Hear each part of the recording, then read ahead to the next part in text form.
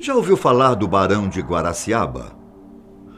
Sabia que ele foi um dos homens mais ricos do Brasil, mesmo sendo um negro na época da escravidão? E já pensou por qual motivo ele tinha escravos? Hoje eu vou te mostrar como tudo isso foi possível.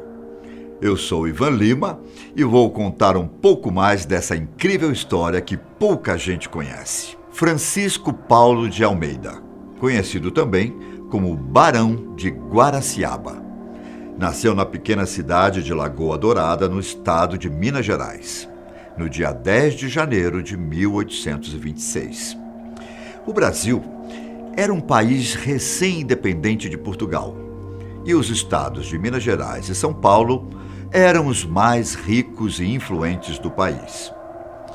Porém, a própria origem da família de Francisco levanta polêmica entre os historiadores, já que pouco se sabe sobre ela e como teria conquistado a sua liberdade, em uma época em que a escravidão era permitida.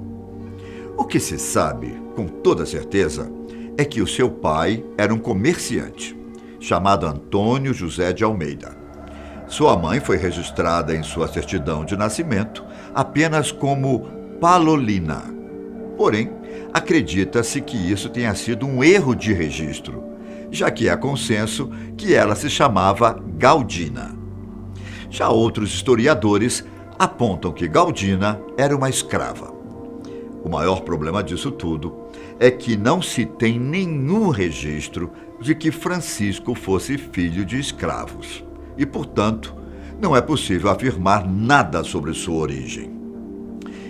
De qualquer forma, se sabe que ele era descendente de negros, no período da escravidão. Quando era adolescente, decidiu aprender uma profissão. Então se tornou um ourives, produzindo botões e abotoaduras especiais. Como morava em Minas Gerais, pedras preciosas e materiais como ouro e prata eram abundantes. Logo, nessa época, ser ourives era muito comum. E além de ter aprendido a profissão de ourives, Francisco tocava violino em eventos como enterros.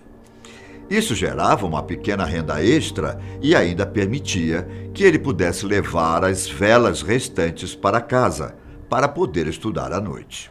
Ou seja, desde criança, ele tinha um espírito empreendedor, sempre querendo arrumar dinheiro a mais de alguma maneira.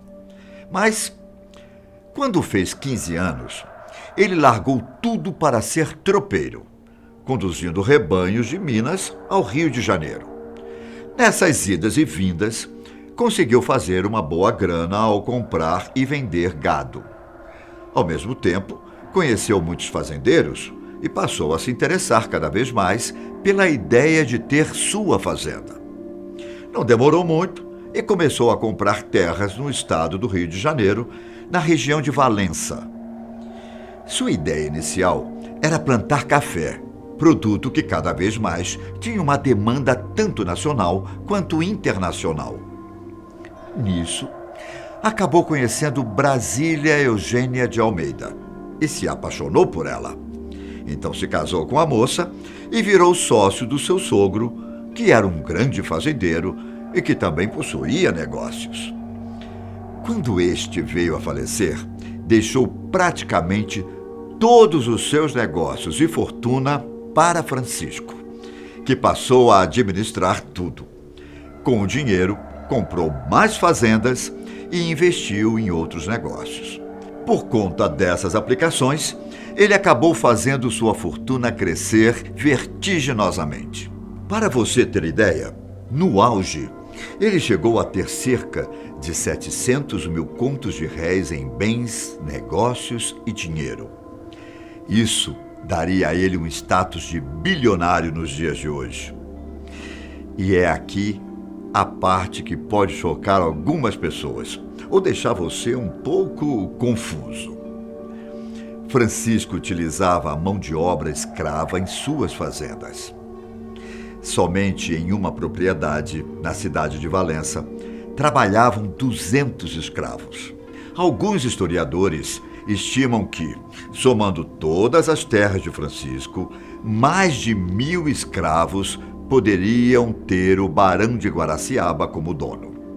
Historicamente falando, na época em que Francisco tinha seus escravos, o trabalho nas fazendas de café e também nas que produziam cana-de-açúcar era considerado um tipo de trabalho que deveria ser feito por escravos. Era muito raro uma pessoa se oferecer para trabalhar em tais condições. E ainda mais raro algum fazendeiro querer remunerar alguém para plantar ou colher. Ou seja, apesar de parecer contraditório, essa prática era vista como algo absolutamente normal. Por mais que Francisco pudesse se esforçar, seria impossível, naquele momento, arrumar pessoas dispostas a trabalhar nas fazendas. Só que, ao contrário do comum, a maioria dos seus escravos eram muito bem tratados, se compararmos com a realidade de outros lugares. Tanto que muitos permaneceram com ele após a abolição. Aliás, esse cenário de escravidão no Brasil demorou muito a acabar. Apesar de que, em boa parte do resto do mundo, a escravidão já fosse vista como algo bárbaro e desumano, por aqui, continuava a ser um dos países com o maior número de escravos do mundo. Muitas nações declararam o transporte de navios de escravo como crime e incentivavam seus navios a impedirem esse comércio. O governo brasileiro vivia um grande dilema. Era pressionado externamente a acabar com a escravidão, sendo que ameaças de boicote a produtos brasileiros eram feitas constantemente.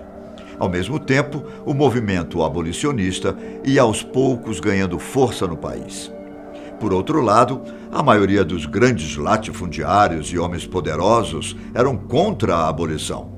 E a monarquia sabia que contrariar essas pessoas poderia ser o seu fim. No dia 13 de maio de 1888, a princesa Isabel sancionou a Lei Áurea, colocando fim à escravidão. Foi a partir daí que se começou a incentivar a vinda de imigrantes ao Brasil, para poderem trabalhar nas terras onde muitos, até então, se recusavam a atuar.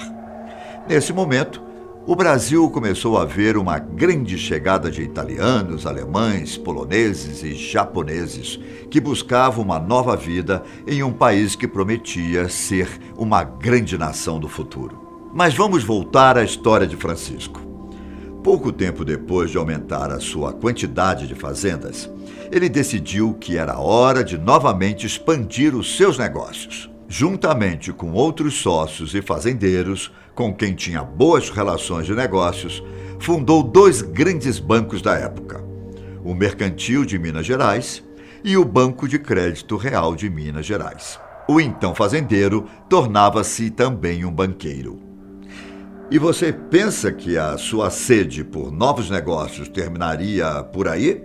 Não. Francisco começou a perceber que o Brasil caminhava por uma grande expansão de sua malha ferroviária. A ideia era poder escoar o café produzido no interior do país para os portos, como o de Santos, no litoral do estado de São Paulo. Com todos esses investimentos, ele passou a ganhar um certo destaque e passou a ser assunto dentro da família real brasileira. Em 1883, uma das ferrovias nas quais ele investiu dinheiro foi inaugurada por Dom Pedro II. A partir desse momento, começou uma boa relação entre ele e a família real.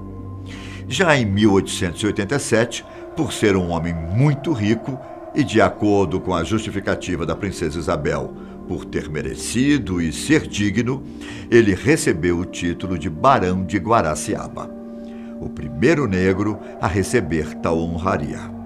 Ele também participou do investimento da primeira hidrelétrica a ser construída no Brasil, na cidade de Juiz de Fora, em Minas Gerais. Ou seja, o homem sempre se mostrou um visionário. Já a sua vida privada era cercada de luxos. Francisco se vestia bem, viajava à Europa sempre que podia, inclusive mandando seus filhos para estudar em Paris. Ele também tinha grandes propriedades. Uma das mais famosas era o Palácio Amarelo, sua residência na cidade de Petrópolis, no Rio de Janeiro, que anos depois acabou se transformando na Câmara Municipal. Porém, apesar de toda essa fortuna acumulada, ele sofreu bastante com o racismo. Assim como ele, alguns outros negros conseguiram obter títulos de barão. A maioria deles teve de comprar os seus títulos e passaram a ser chamados de barões do chocolate. Isso não impedia que muitos nobres e grandes empresários evitassem Francisco e, sempre que pudessem, se esforçassem para prejudicar os seus negócios.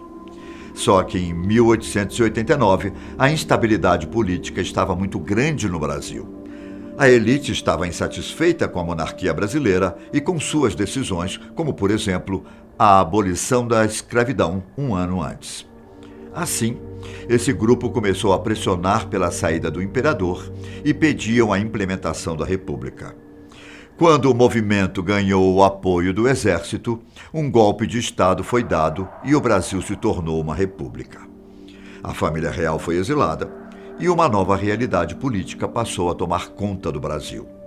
Os estados de Minas Gerais e São Paulo passaram a disputar o poder do país naquilo que ficaria conhecido como política do café com leite. Já mais velho e enfraquecido pela saída da família real, Francisco começou a desacelerar o seu ritmo. Aos poucos, foi vendendo boa parte de suas empresas e fazendas. Ele acabou morrendo em 1901, com 75 anos de idade, na casa de sua filha, com quem passou a morar nos últimos momentos de vida. Entretanto, mesmo após sua morte, ele ainda deixou uma grande fortuna para seus herdeiros. Entre os herdeiros estavam seus filhos e alguns daqueles ex-escravos citados anteriormente, que trabalharam para ele mesmo após a abolição da escravidão. Eu vou ficando por aqui. Até um próximo vídeo. Tchau.